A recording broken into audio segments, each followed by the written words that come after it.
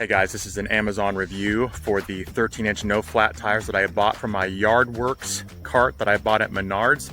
I'll show you how they fit on here in just a second, but as far as I'm concerned, 5 stars. If you originally put this cart together, you probably remember how it went.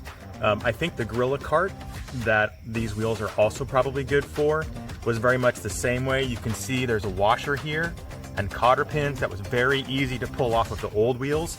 These are the new wheels and I've already been using them on my cart. I think this is probably rated for about 600 pounds plus, and there's the other washer that came with this set of wheels. And I'll show you that there's a complete backup set of washers and cotter pins just in case something goes wrong with those.